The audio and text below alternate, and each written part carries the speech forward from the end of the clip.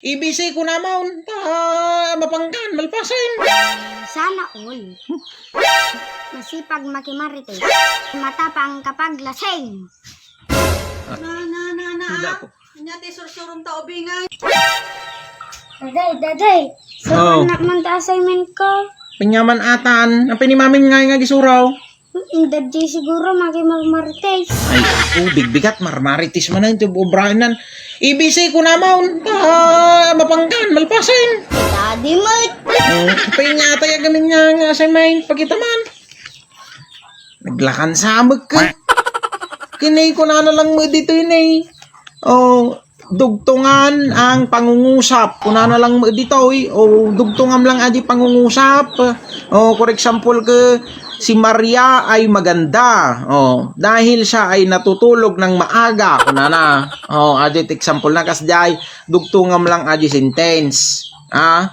O sige, idamag ko pay lang ta sa kag surat to damdama. Dugtungan ta pay lang dagi di sentence nya. Oh, number 1. Si Pedro ay masipag mag-aral. Sana all. Sana all nga. Masipag nga rin nga ag-aral di sana all. Oh, may kadwa nga question. Si Tita ay malungkot. Kasi walang jowa. Nya. Ay, naapo. Tato anak count. Number 3 nga question. Kapag tag-ulan, ang kapitbahay namin ay laging nilalamig. Kasi siya ay baak. Nya. Naapo. Pati dagiti baak, madakama to. Atoy, may upat nga question. Ang aking lola ay masipag.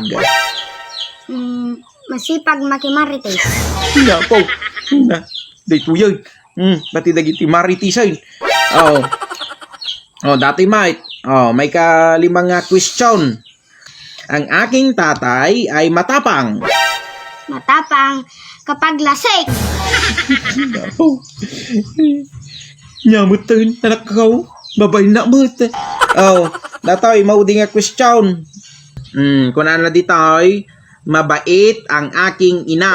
Nyusong ba mau? Kapag bagong sahod ang aking tatay. Good! Agpaypay suday tanak. Talagang agpaypay suday tanak. Sangput ni mamang mo no baro nga sahodak. Naalalam.